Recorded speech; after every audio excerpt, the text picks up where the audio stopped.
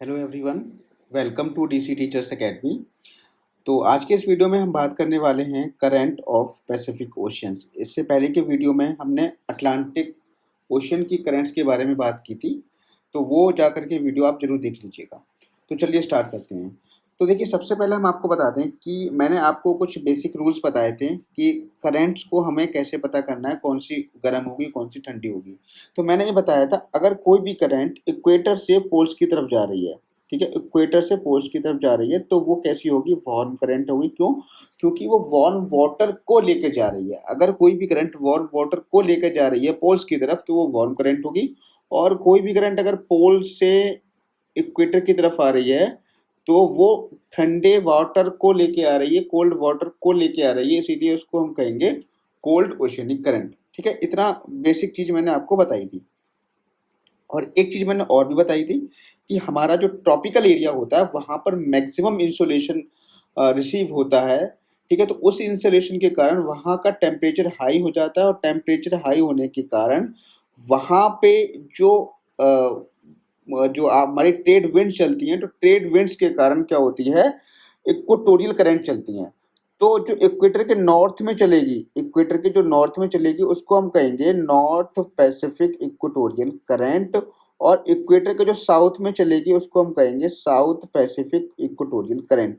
और ये आपकी अटलांटिक ओशन में भी मैंने आपको बताया था। ठीक है, जो इक्वेटर के नॉर्थ में चलेगी तो नॉर्थ पैसिफिक इक्वेटोरियल करंट, और जो साउथ में चलेगी north south Pacific equatorial current. अगर अटलांटिक ओशन में चल रही है तो उसको हम नॉर्थ अटलांटिक इक्वेटोरियल करंट बोल देंगे। ठीक है, इतना मैंने आपको बताया था। अब देखिए यहाँ पे, तो ये चीज तो यहाँ पे चलती हुई आ रही है, ये इस तरीके से चलती है।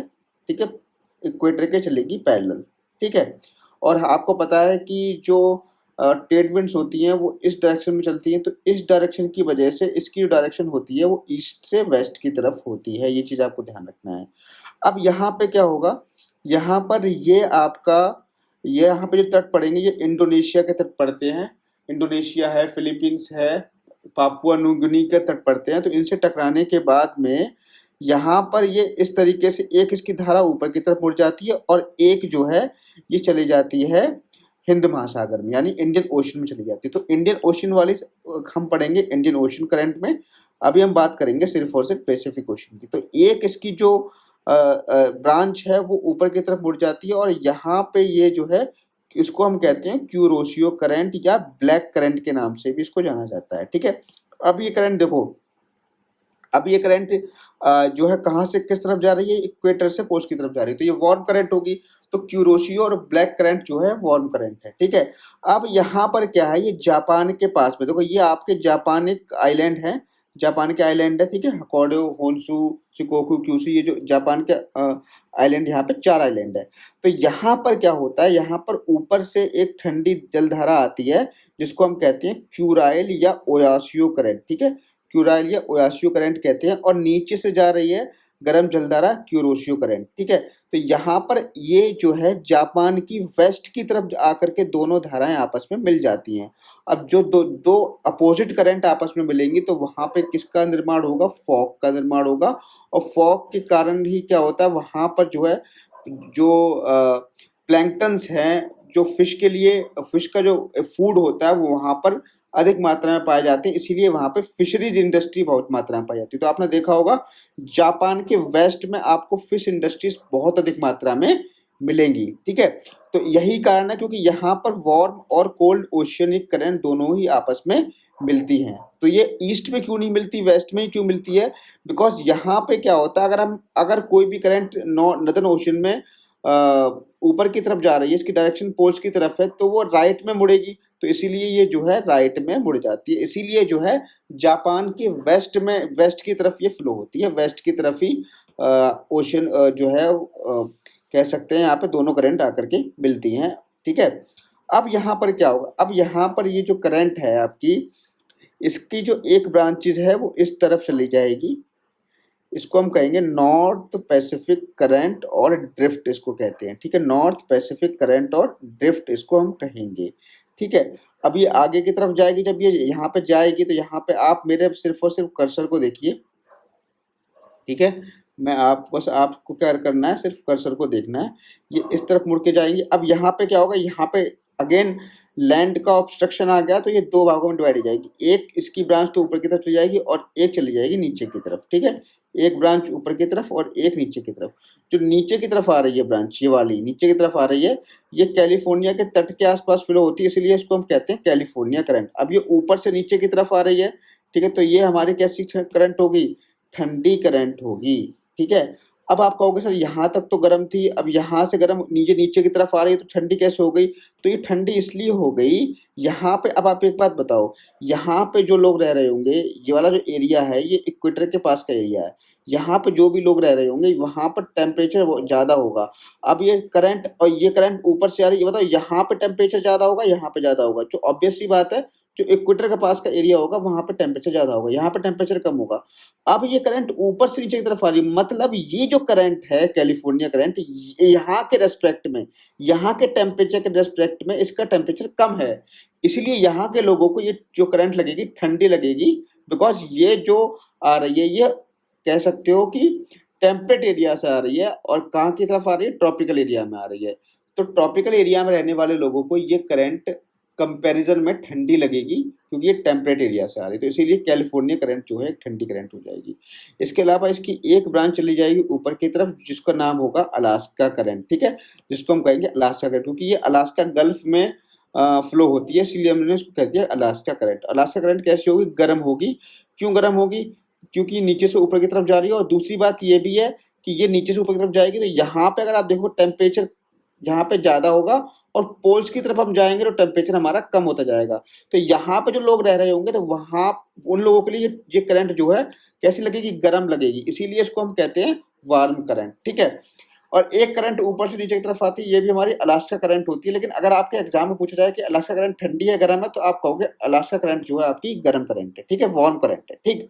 अब यहाँ पे देखो, यहाँ पे क्या हो रहा है, यहाँ पे आप देखोगे कि ये जो करंट होगी, ये वाली करंट है, ये अब जाएगी, ये यहाँ से ये दोनों आपस में मिलेंगी, अब ये जाएगी इस तरफ चली जाएगी, ठीक है, इस तरफ चली जाएगी।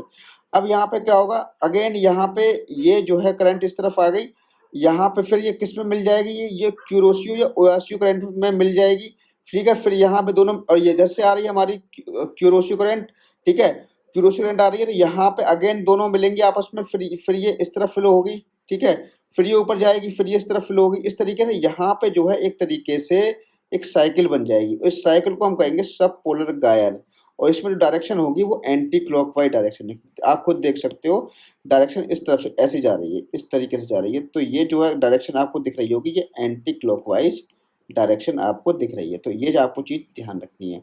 ऐसे ही नीचे होता है, अब ये करंट कैलिफोर्निया करंट नीचे की तरफ आ गई, अगेन ये जो है यहाँ पे पछुआ पवनों की, यानी जो हमारी ट्रेड विंड्स के इफेक्ट में इस तरफ मुड़ जाएगी।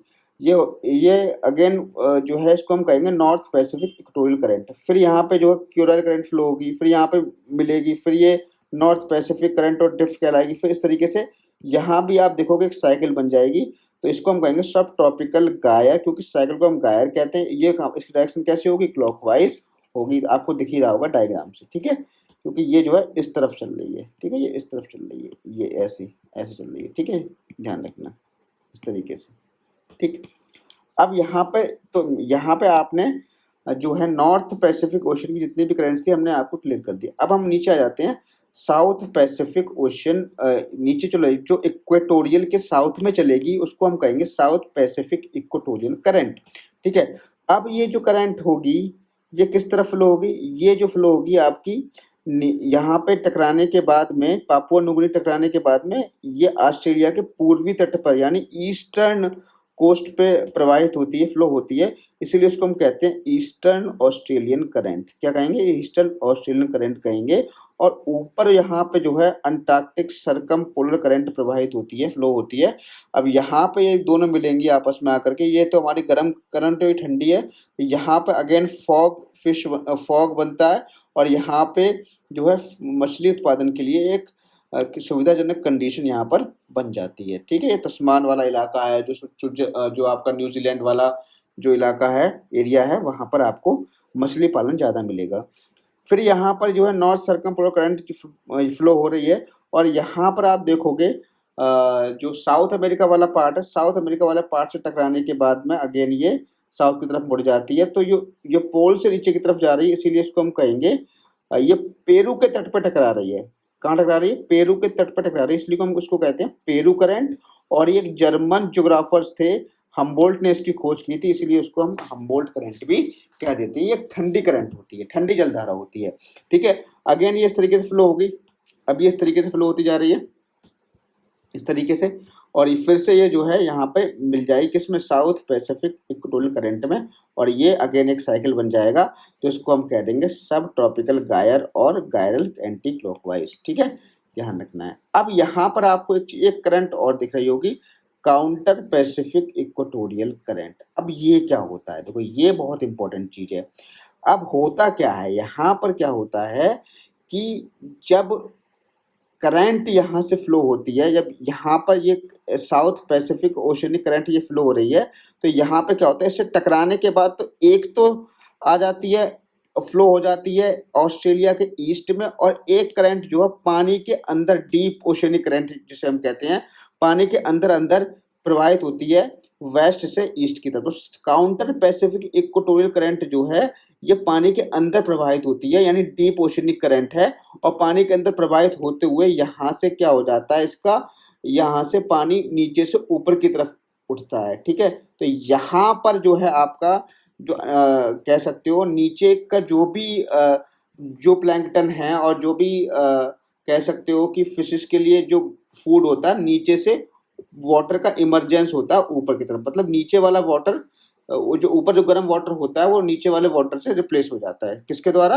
काउंटर पैसिफिक इक्वेटोरियल करंट के द्वारा। तो काउंटर पैसिफिक इक्वेटोरियल करंट ये डीप सी ओशन करंट है। ठीक है, ये चीज ध्यान रखनी है। तो आप आई थिंक आपको अब सारी करंट्स क्लियर हो गई होंगी, करंट्स ऑफ पैसिफिक ओशन की। तो यहाँ पे आप देख सकते हो, देखो कभी कभी क्वेश्चन ऐसे पूछ लेता है कि which of this current is related to the North Pacific Ocean, basically पूछ लेगा। नॉर्थ में तो आप इनको देखोगे, और साउथ पैसिफिक ओशन में ये देखोगे। ठीक है, तो ये चीज आपको ध्यान रखनी है। तो एक एक करंट हमें ध्यान से पढ़नी है। ठीक है, तो आई होप कि ये वीडियो आपको अच्छा लगा होगा, और वीडियो आपको अच्छा लगा है तो चैनल को सब्सक्राइब जरूर करिएगा। मिलेंगे नेक्स्ट वीडियो में। Thank you.